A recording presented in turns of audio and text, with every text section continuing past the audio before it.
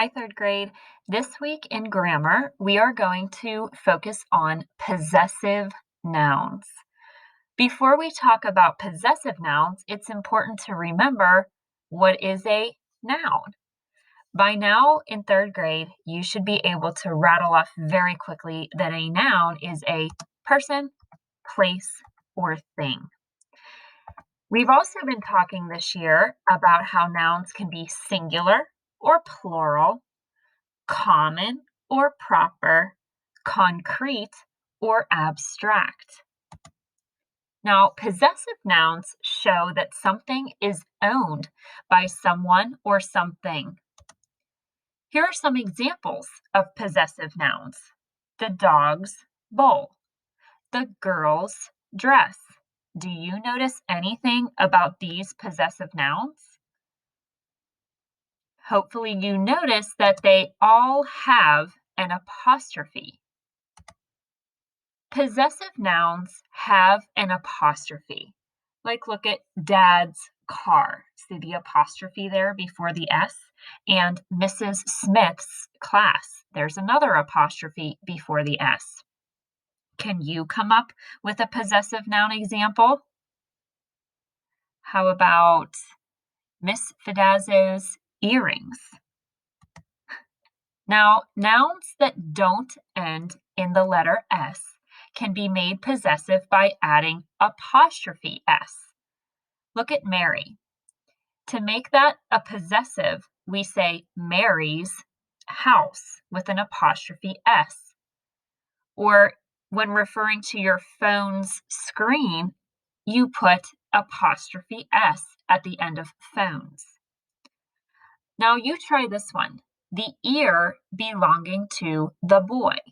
We would say, refer to that as the boy's ear with an apostrophe S. But if the noun already ends in the letter S, you can make it possessive by simply adding an apostrophe at the end. Look at these examples. The ant's hill, the monkey's cage. If the apostrophe goes after the S, then you're referring to the hill that belongs to all of the plural ants.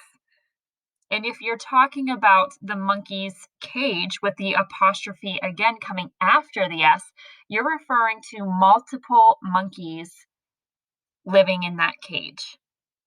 So here's another one to try. The house belonging to the neighbors. Notice how neighbors there is a plural noun. You would refer to that as the neighbor's house, just putting an apostrophe after the S. So when you have possessive nouns, there's a little formula for you to do. It's like putting together a puzzle.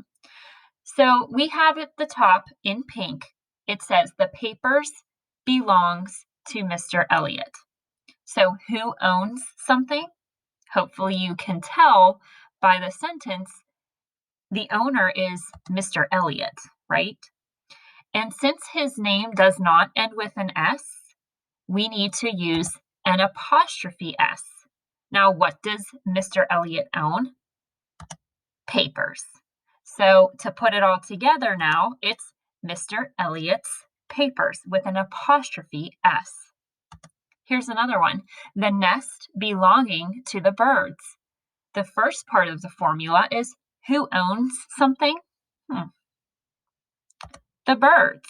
Now look at this one. It does already end with an S. So we don't need to put an apostrophe S. We only need an apostrophe.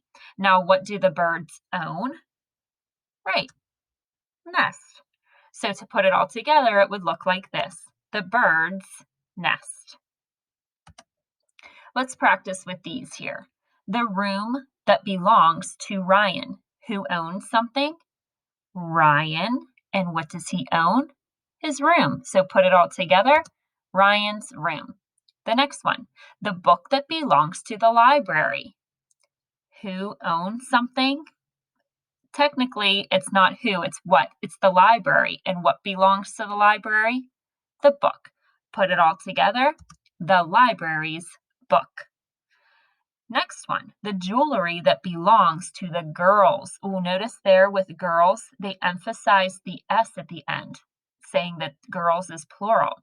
So when you're coming up with an apostrophe, you don't need to put an apostrophe S, just an apostrophe. So who owns something? The girls. And what do they own? Jewelry. Put it all together, the girls' jewelry. Okay, the next one, the toys that belong to the cats. Here again, cats is plural, so they emphasize the S. Who owns something? The cats. What belongs to them? Toys. Put it all together, the cat's toys. And lastly, the phone that belongs to mom. Who owns something? Mom. What does she own? The phone. Put it together, mom's phone. Now, you might be thinking, oh boy, there's so many nouns we've talked about, and a lot of them start with the letter P. How can we keep these straight? Well, let's first talk about and review what is a plural noun and give an example. Hopefully, you know that plural means more than one person, place, or thing. So, my examples are pens, books, children. The next one there is proper noun. We've talked about those this year.